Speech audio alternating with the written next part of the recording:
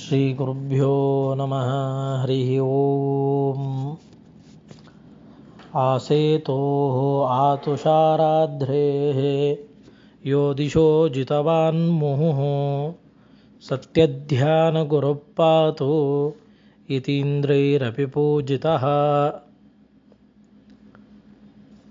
ಪರಮ ಪೂಜ್ಯರಾದ ಪ್ರಾತಸ್ಮರಣೀಯರಾದ ಸತ್ಯಧ್ಯಾನ ತೀರ್ಥರ ಆರಾಧನಾ ಮಹೋತ್ಸವ ಚೈತ್ರ ಶುಕ್ಲ ಅಷ್ಟಮಿಯ ದಿನ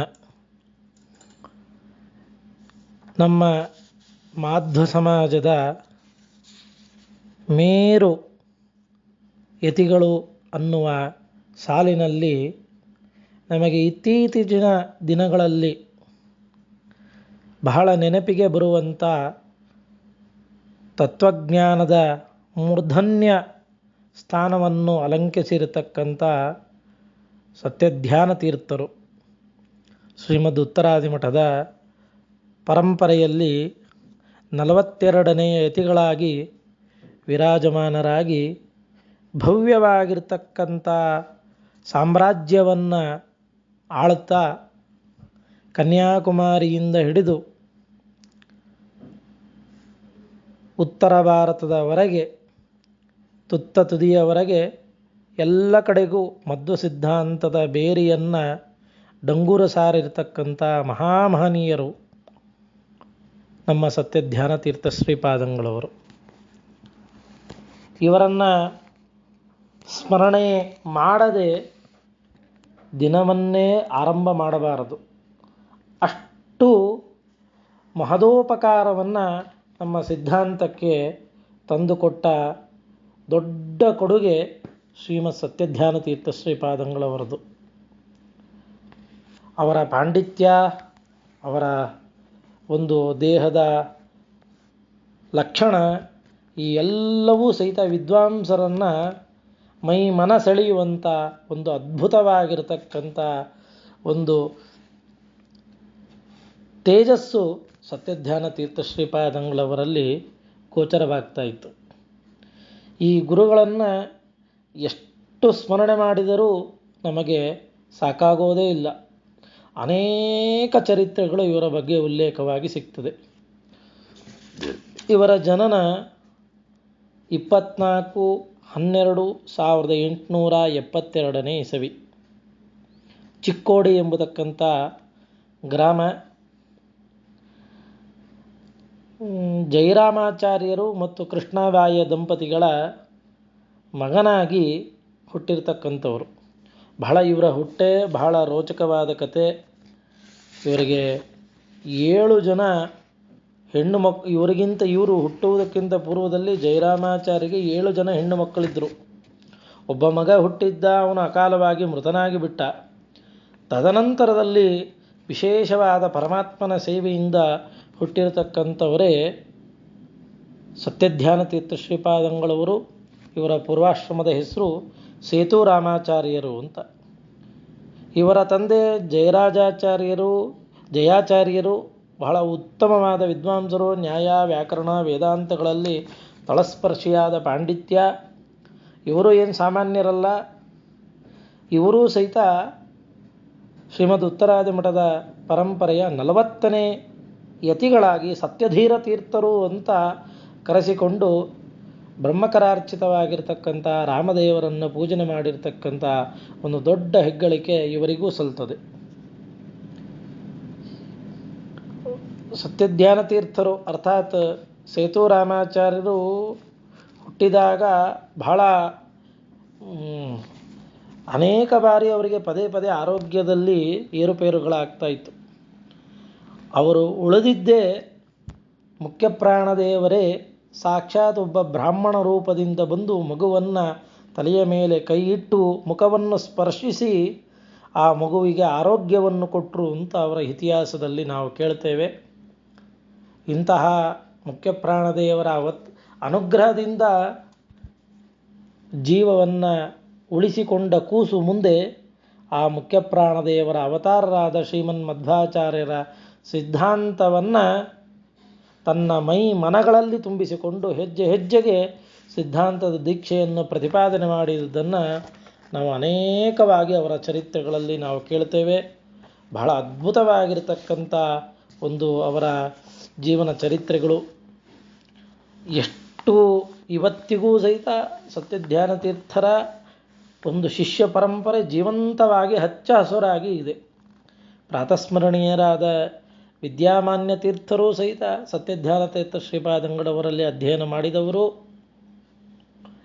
ಗೃಹಸ್ಥರಲ್ಲೂ ಸಹಿತ ಅನೇಕ ಮನೆತನಗಳು ಇವತ್ತಿಗೂ ಜಾಲಿಹಾಳಾಚಾರ್ಯರು, ಹೀಗೆ ಅನೇಕ ಅವರ ಶಿಷ್ಯರ ಪರಂಪರೆ ಅನೇಕವಾಗಿ ಬೆಳೆದು ಬಂದಿದ್ದನ್ನು ಕಾಣ್ತೇವೆ.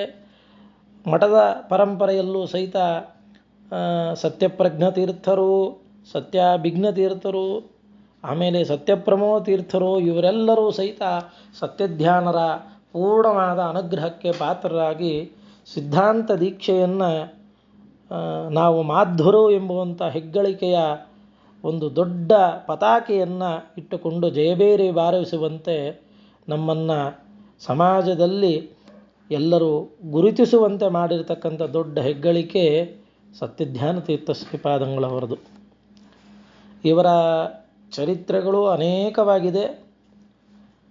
ಅದರೊಳಗೆ ಒಂದೆರಡು ಮಾತ್ರ ಬಹಳ ರೋಚಕವಾಗಿರತಕ್ಕಂಥ ಚರಿತ್ರೆಗಳು ಅನ್ನುವ ದೃಷ್ಟಿಯಿಂದಾಗಿ ಕೇಳುಗರ ಒಂದು ಅನುಕೂಲಕ್ಕೋಸ್ಕರ ಒಂದೆರಡು ಚರಿತ್ರೆಗಳನ್ನು ಮಾತ್ರ ನಾನು ಹೇಳಲಿಕ್ಕೆ ಬಯಸ್ತೇನೆ.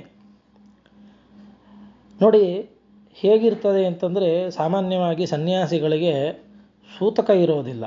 ಯಾಕಂದರೆ ಅವರು ಆತ್ಮಶ್ರಾದ್ದವನ್ನು ಮಾಡಿಕೊಂಡು ಸನ್ಯಾಸವನ್ನು ಸ್ವೀಕಾರ ಮಾಡಿಬಿಡ್ತಾರೆ. ಅವರಿಗೆ ಕುಟುಂಬದಲ್ಲಿ ದಾಯಾದಿಗಳಾಗಲಿ ಇನ್ಯಾರೇ ಆದರೂ ಸಹಿತ ಜ್ಞಾತಿಗಳು ಮೃತರಾದರೆ ಹುಟ್ಟಿದರೆ ಅವರಿಗೆ ಅಶೋಚಾದಿಗಳು ಇಲ್ಲ. ಆದರೆ ಸತ್ಯಧ್ಯಾನ ತೀರ್ಥ ಶ್ರೀಪಾದಂಗಳವರು ಸೂತಕದ ಆಚರಣೆಯನ್ನು ಮಾಡಿದ್ದಾರೆ. ಯಾವ ಸೂತಕದ ಆಚರಣೆ ಅಂದರೆ, ಈ ಕಥೆಯನ್ನು ಕೇಳಿದ್ರೆ ನಮಗೆ ಮನವರಿಕೆ ಆಗ್ತದೆ. ಒಮ್ಮೆ ಸತ್ಯಧ್ಯಾನ ತೀರ್ಥರು ಹೀಗೆ ಸಂಚಾರ ಕ್ರಮದಲ್ಲಿ ತಿರುಪತಿಯಲ್ಲಿ ಇದ್ದರು. ತಿರುಪತಿಯಲ್ಲಿ ಇರುವಾಗ ತಿರುಚಾನೂರು, ಅಲ್ಲಿ ಅದು ಇವತ್ತಿಗೂ ಸಹಿತ ಅಲ್ಲಿ SMS ಸಭಾ ಅಂತ ಇವೆಲ್ಲ ಇದೆ. ಇವೆಲ್ಲವೂ ಸಹಿತ ಸತ್ಯಧ್ಯಾನರ ಕಾಲದಲ್ಲಿ ಬಹಳ ಉಚ್ಛ್ರಾಯದ ಸ್ಥಿತಿಯನ್ನು ತಲುಪಿರ್ತಕ್ಕಂಥದ್ದನ್ನೆಲ್ಲ ನಾವು ಕೇಳ್ತೇವೆ. ತಿರುಚಾನೂರಿನಲ್ಲಿ ಅನೇಕ ಜನ ಪಂಡಿತರನ್ನು, ನೂರಾರು ಜನ ವಿದ್ಯಾರ್ಥಿಗಳನ್ನು ಇಟ್ಟುಕೊಂಡು ಪಾಠ ಹೇಳ್ತಾ ಇದ್ದರು. ಈ ಸ್ವಾರಸ್ಯ ಅಂದರೆ ಸತ್ಯಪ್ರಮೋ ತೀರ್ಥರ ಪೂರ್ವಾಶ್ರಮದ ತಂದೆ ಗುತ್ತಲ ರಂಗಾಚಾರ್ಯರು ಅಲ್ಲಿ ಪಾಠ ಹೇಳ್ತಾ ಇದ್ದರು ಅನ್ನೋದನ್ನು ನಾವು ಇತಿಹಾಸದಲ್ಲಿ ಕೇಳ್ತೇವೆ. ಅನೇಕ ಜನ ವಿದ್ವಾಂಸರನ್ನು ಇಟ್ಟುಕೊಂಡು ಪಾಠಗಳನ್ನು ಹೇಳ್ತಾ, ಅವರಿಗೆ ಪಾಠವನ್ನು ಇವರು ಹೇಳ್ತಾ ವಿದ್ಯಾರ್ಥಿಗಳನ್ನು ಸಲಹುತ್ತಾ ಇದ್ದರು. ಒಮ್ಮೆ ಹೀಗೆ ಬೆಳಗಿನ ಪಾಠ ಮುಗಿದ ನಂತರದಲ್ಲಿ ಬೆಳಗ್ಗೆ 11 ಗಂಟೆಯ ಸಮಯ. ಆ ಸಮಯಕ್ಕೆ ಅವರು ಅಲ್ಲೇ ತಿರುಚಾನೂರಿನಲ್ಲಿ ಇರ್ತಕ್ಕಂಥ ಸರೋವರದಲ್ಲಿ ಸ್ನಾನವನ್ನು ಮಾಡಬೇಕು ಅಂತ ತೆರಳಿದ್ದಾರೆ. ಸ್ನಾನಕ್ಕೆ ಹೋಗಿದ್ದಾರೆ. ಇನ್ನೇನು ಸ್ನಾನವನ್ನು ಮಾಡಬೇಕಾದವರು ಒದ್ದೆಯಾದ ಕೌಪೀನವನ್ನು ಉಟ್ಕೊಂಡಿದ್ದಾರೆ. ಒದ್ದೆಯಾದ ಕೌಪೀನವನ್ನು ಧಾರಣೆಯನ್ನು ಮಾಡಿ ಇನ್ನೇನು ಮುಳುಗಾಕಬೇಕು, ಹಲ್ಲುಜ್ಜಿ ಗಂಡೂಷ ಇತ್ಯಾದಿಗಳೆಲ್ಲ ಆಗಿದೆ ಅಷ್ಟೊತ್ತಿಗೆ ಅವರಲ್ಲಿ ಇರ್ತಕ್ಕಂಥ ಒಬ್ಬ ಶಿಷ್ಯ ಕೈಯಲ್ಲಿ ಒಂದು ಪುಸ್ತಕವನ್ನು ತೆಗೆದುಕೊಂಡು ಬಂದಿದ್ದಾನೆ. ಬಂದಾಗ ಸತ್ಯಜ್ಞಾನರಿಗೆ ಆಶ್ಚರ್ಯ ಆಯಿತು. ಏನು ಪುಸ್ತಕ ಅಂತ ಆ ಪುಸ್ತಕವನ್ನು ಕೇಳ್ತಾ ಇದ್ದಾರೆ ಶಿಷ್ಯರ ಹತ್ರ. ಶಿಷ್ಯ ಹೇಳ್ತಾ ಇದ್ದಾನೆ, ಇಲ್ಲ, ಇದು ಕುಂಭಕೋಣದಲ್ಲಿ ಮಹೋಪಾಧ್ಯಾಯ ಎಂಬುದಾಗಿ ಬಿರುದನ್ನು ಪಡೆದಿರತಕ್ಕಂಥ ರಾಮ ಸುಬ್ರಹ್ಮಣ್ಯ ಶಾಸ್ತ್ರಿಗಳು ಅಂತ ಅವರು ಬರೆದಿರ್ತಕ್ಕಂಥ ಗ್ರಂಥ ಅಂತ ಹೇಳಿದ. ಏನದು ಅಂತ ಕೇಳಿದ್ರು. ಇದು ಚಂದ್ರಿಕಾ ಖಂಡನ ಎಂಬತಕ್ಕಂಥ ಗ್ರಂಥ ಅಂತ ಶಿಷ್ಯ ಹೇಳ್ದ. ಯಾವ ವ್ಯಾಸರಾಜರು ಬರೆದಿರ್ತಕ್ಕಂಥ 3 ಗ್ರಂಥಗಳು, ಚಂದ್ರಿಕಾ, ತರ್ಕತಾಂಡವ, ನ್ಯಾಯಾಮೃತ, ನರಸಿಂಹದೇವರ 3 ಕಣ್ಣಿದ್ದಂತೆ ಅಂತ ವರ್ಣನೆಯನ್ನು ನಾವು ಕೇಳ್ತೇವೆ. ಅಂತಹ ಚಂದ್ರಿಕಾ, ಅಂತಹ ಗ್ರಂಥಕ್ಕೆ ಖಂಡನೆಯನ್ನು ಬರೆದಿದ್ದಾರೆ ಒಬ್ಬ ಅದ್ವೈತಿಗಳು.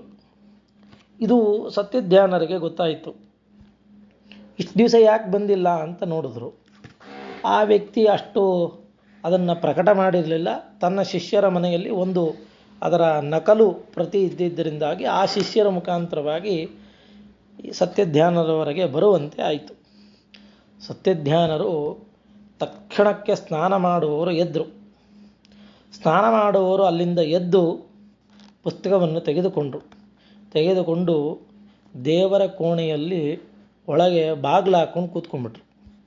ಯಾರೂ ಬಂದು ಮಧ್ಯದಲ್ಲಿ ಡಿಸ್ಟರ್ಬ್ ಮಾಡಬಾರದು ಅಂತ ದೇವರ ಕೋಣೆಯಲ್ಲಿ ಬಾಗಿಲು ಹಾಕ್ಕೊಂಡು ಒಳಗೆ ಆ ಪುಸ್ತಕವನ್ನು ಅವಲೋಕನ ಮಾಡ್ತಾ ಕೂತಿದ್ದಾರೆ. ಕೂತಾಗ ಮಧ್ಯಾಹ್ನ 1 ಗಂಟೆ ಆಯಿತು. ಎಲ್ಲರಿಗೂ ಸತ್ಯಧ್ಯಾನರು ಅಂದರೆ ಅದು ಹುಲಿ ಇದ್ದಂಗೆ ಅವರು. ಯಾರಿಗೂ ಅವರು ಮುಂದೆ ಬಂದು ಮಾತಾಡುವಷ್ಟು ವ್ಯವಧಾನವಾಗಲಿ ಅಷ್ಟು ಧೈರ್ಯ ಯಾರಲ್ಲೂ ಇರಲಿಲ್ಲ. ಎಷ್ಟೊತ್ತಾದರೂ ಸತ್ಯಧ್ಯಾನರು ಬರಲಿಲ್ಲ. ಆದರೂ ಸಹಿತ ಅವರಲ್ಲೇ ಒಬ್ಬ ಹಿರಿಯ ಪಂಡಿತರು ಸ್ವಲ್ಪ ಧೈರ್ಯವನ್ನು ತಂದುಕೊಂಡು ಸತ್ಯಧ್ಯಾನರ ಹತ್ರ ಬಂದು ಕೇಳ್ತಾ ಇದ್ದಾರೆ, ಏನು ಸ್ವಾಮಿ 1 ಗಂಟೆ ಆಯಿತು, ಇನ್ನು ರಾಮದೇವ್ರ ಪೂಜೆ ಆಗಿಲ್ಲ, ಇನ್ನು ಅಭಿಷೇಕ ಆಗಬೇಕು, ನೈವೇದ್ಯ ಆಗಬೇಕು, ವಿದ್ಯಾರ್ಥಿಗಳ ಭೋಜನ.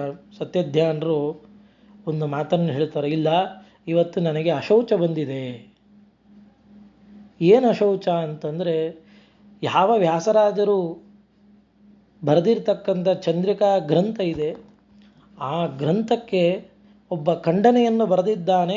ಅದಕ್ಕೆ ನಾನು ಚಂದ್ರಿಕಾ ಮಂಡನವನ್ನು ಬರೆಯೋವರೆಗೆ ನನಗೆ ಅಶೌಚ ಹೋಗೋದಿಲ್ಲ ಅಂತೇಳಿ ಆ ಗ್ರಂಥದ ಮಂಡನೆಯನ್ನು ಮಾಡಿಯೇ ನನ್ನ ಅಶೌಚ ತೀರ್ತದೆ ಅಂತ ಅವರು ದೀಕ್ಷೆಯನ್ನು ತೊಟ್ಟಿದ್ದು.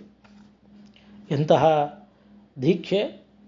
ಒಬ್ಬ ಸನ್ಯಾಸಿಗಳು ಇಂಥ ಅದ್ಭುತವಾದ ದೀಕ್ಷೆಯನ್ನು ಹೊಂದಿದ್ದಾರೆ ಅಂದರೆ ಅಂಥವರ ದರ್ಶನ, ಅವರ ವೃಂದಾವನಗಳ ದರ್ಶನ, ಅವರ ಚರಿತ್ರೆಯನ್ನು ಕೇಳ್ತಾ ಇದ್ದೇವೆ ಅಂದರೆ ನಾವೇ ಪುಣ್ಯವಂತರು.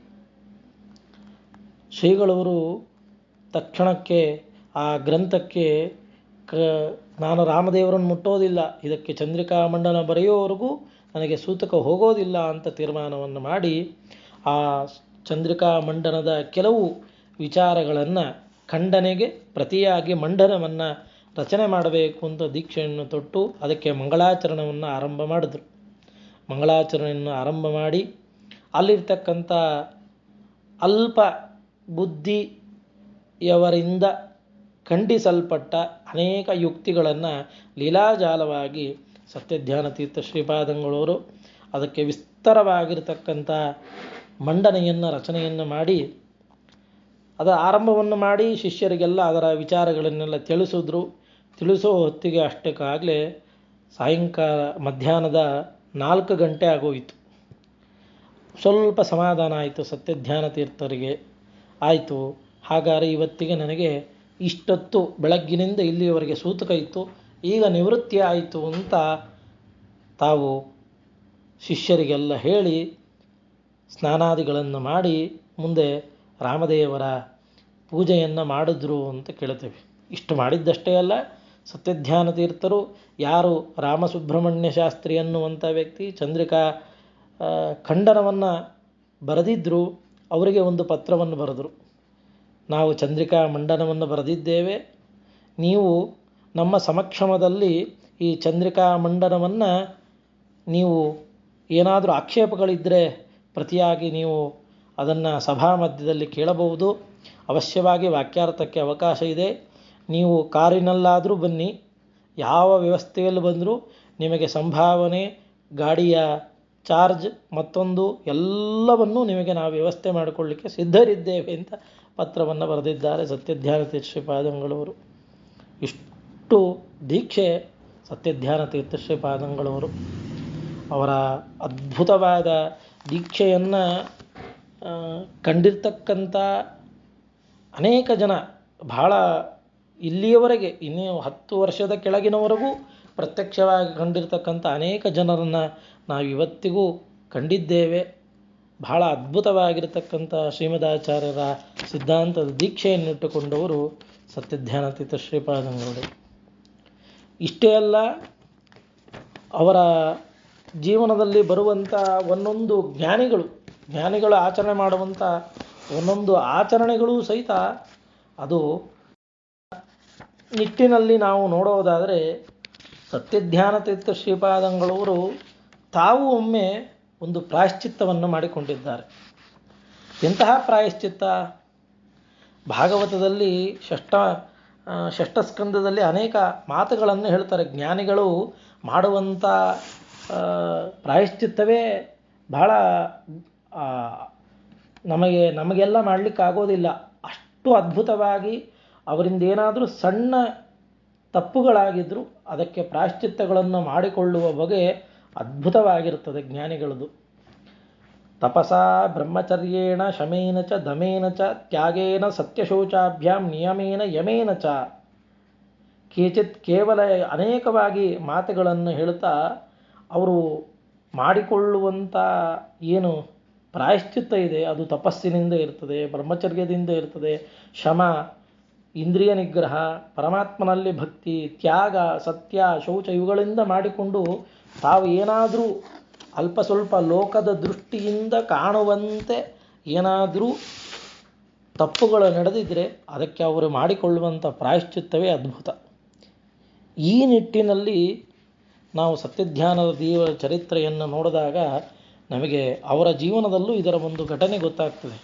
ನಿಜವಾಗಲೂ ಯದ್ಯಪಿ ವಾಸ್ತವಿಕವಾಗಿ ಇದೇನು ದೊಡ್ಡ ಪ್ರಮಾದದ ವಿಚಾರ ಅಲ್ಲ, ಆದರೆ ಆ ಜ್ಞಾನಿಗಳಿಗೆ ಧರ್ಮದ ಬಗ್ಗೆ ಎಷ್ಟು ಸೂಕ್ಷ್ಮತೆ ಇರೋದೆ ಅನ್ನೋದನ್ನು ನಾವು ಅವರ ಜೀವನದಿಂದ ನಾವು ಕಾಣಲಿಕ್ಕೆ ಅವಕಾಶ ಇದೆ. ಒಮ್ಮೆ ಸತ್ಯಧ್ಯಾನ ತೀರ್ಥರು ಹೀಗೆ ಬೆಳಗಾಂಗೆ ಸಂಚಾರ ಕ್ರಮದಲ್ಲಿ ಬೆಳಗಾಂ ಊರಿಗೆ ಆಗಮಿಸಿದ್ರು. ಆಗಮಿಸಿದಾಗ ಅಲ್ಲಿ ಒಬ್ಬ ಯಜಮಾನನ ಮನೆಯಲ್ಲಿ ರಾಮದೇವರ ಪೂಜೆ ಯತಿ ಭಿಕ್ಷೆ ಏರ್ಪಾಟಾಗಿತ್ತು. ಆ ವ್ಯಕ್ತಿ ತನ್ನ ತೋಟದಲ್ಲಿ ಬೆಳೆದಿರ್ತಕ್ಕಂಥ ಬಹಳ ರಸಭರಿತವಾದ ಬಹಳ ಬೆಲೆ ಬಾಳುವಂಥ 4 ಮಾವಿನ ಹಣ್ಣುಗಳನ್ನು ರಾಮದೇವರ ನೈವೇದ್ಯಕ್ಕೆ ಇಟ್ಟಿದ್ದ.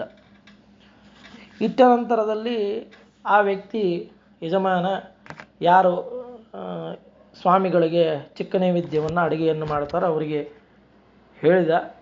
ಹೇಳಿದರು, ಇವತ್ತು ಗುರುಗಳಿಗೆ ಈ ಹಣ್ಣನ್ನು ನೀವು ಸ್ವೀಕರಣೆ ಮಾಡಿ ಹಾಕ್ರಿ ನೈವೇದ್ಯ ಆದಮೇಲೆ ಅಂತ.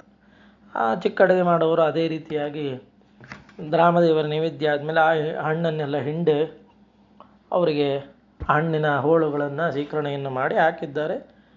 ಸತ್ಯಧ್ಯಾನ ತೀರ್ಥರು ಅದನ್ನು ಸ್ವೀಕಾರ ಮಾಡಿದ್ದಾರೆ.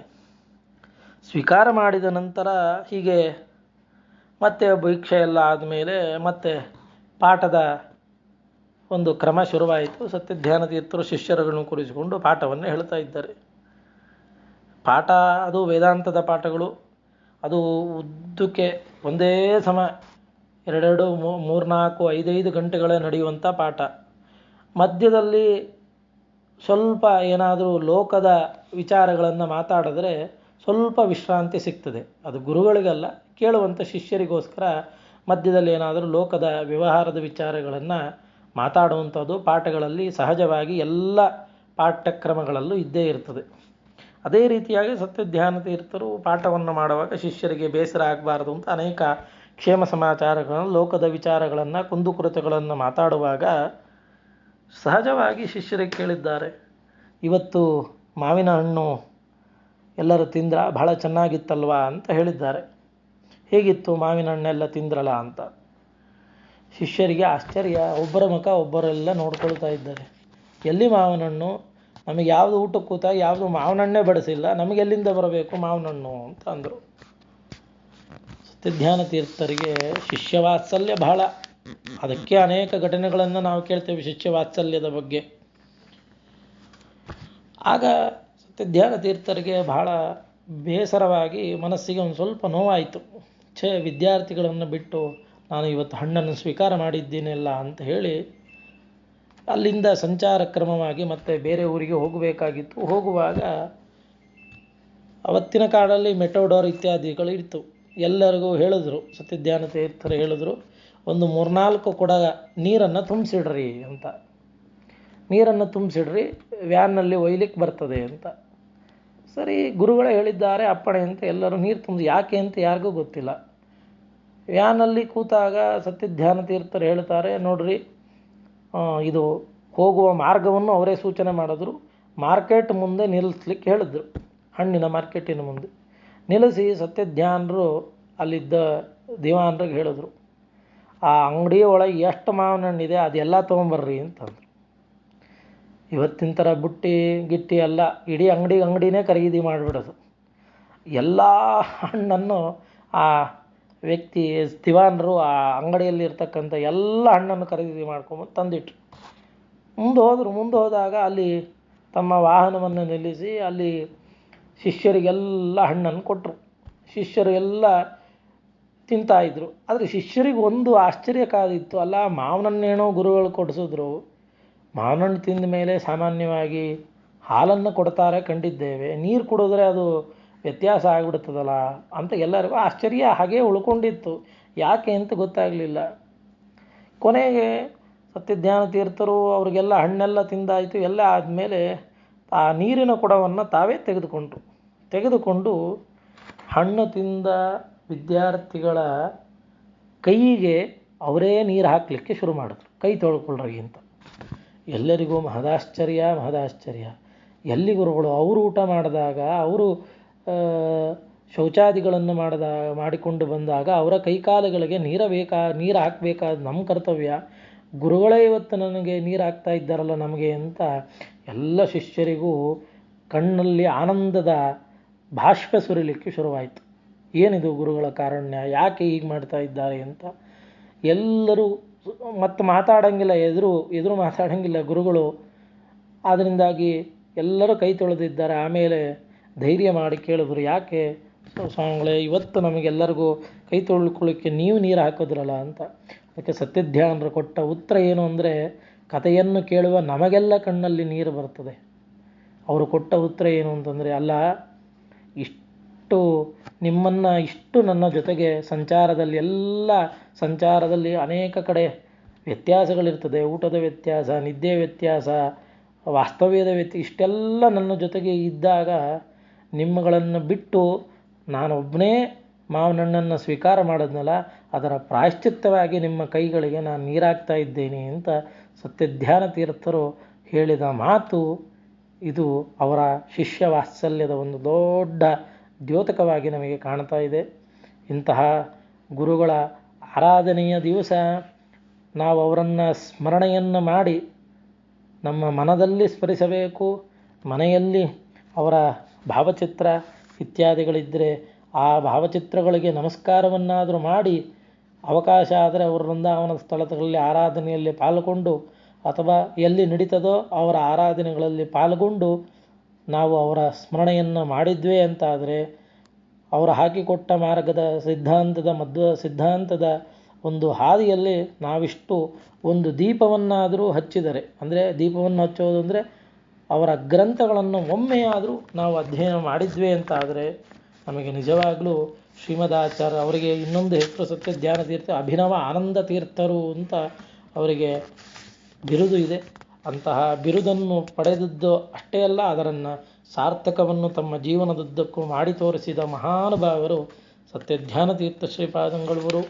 ಅವರು ಮಾಡಿರ್ತಕ್ಕಂಥ ಗ್ರಂಥಗಳು ಅನೇಕ: ಗೀತಾ ಪ್ರತಿಪದಾರ್ಥ ಚಂದ್ರಿಕಾ, ಗೀತಾ ಸಾರ ಸಂಗ್ರಹ, ಗೀತಾ ಲೇಖನಮಾಲ, ದ್ವೈತ ದರ್ಶನ, ಸುದರ್ಶನ ಮಹಾತ್ಮ್ಯ, ದ್ವೈತ ಸಿದ್ಧಾಂತ ವಿಚಾರ, ಅದ್ವೈತ ಭ್ರಾಂತಿ ಪ್ರಕಾಶ, ಚಂದ್ರಿಕಾ ಮಂಡನ, ಅದ್ವೈತ ಕಪೋಲ ಪೇಟಿಕಾ, ಹೀಗೆ ಒಂದಾ ಎರಡ ಅವರ ದೀಕ್ಷೆ, ಅವರ ಪಾಠದ ಕ್ರಮ, ಈ ಎಲ್ಲವನ್ನು ಅವರ ಶಿಷ್ಯ ಪರಂಪರೆಯಲ್ಲಿ ನಾವು ಇವತ್ತಿಗೂ ಅವರ ವೈಭವದ ಚರಿತ್ರೆಗಳನ್ನು ಕೇಳುತ್ತೇವೆ. ಅದು ಇವತ್ತಿಗೂ ಹಾಸುವಕ್ಕಾಗಿ ಸತ್ಯಧ್ಯಾನರು ಪ್ರಾತಸ್ಮರಣೀಯರಾಗಿ ನಮ್ಮೆಲ್ಲರನ್ನು ಅನುಗ್ರಹವನ್ನು ಮಾಡ್ತಾ ಇದ್ದಾರೆ. ಅಂತಹ ಗುರುಗಳನ್ನು ನಾವು ಸ್ಮರಿಸಿ ಅವರ ಆರಾಧನೆಯನ್ನು ಮಾಡೋಣ ಅಂತ ಹೇಳ್ತಾ ಎರಡು ಮಾತುಗಳನ್ನು ಮುಗಿಸ್ತೇನೆ. ಹರೇ ನಮಃ. ಶ್ರೀಕೃಷ್ಣಾರ್ಪಣಮಸ್ತು.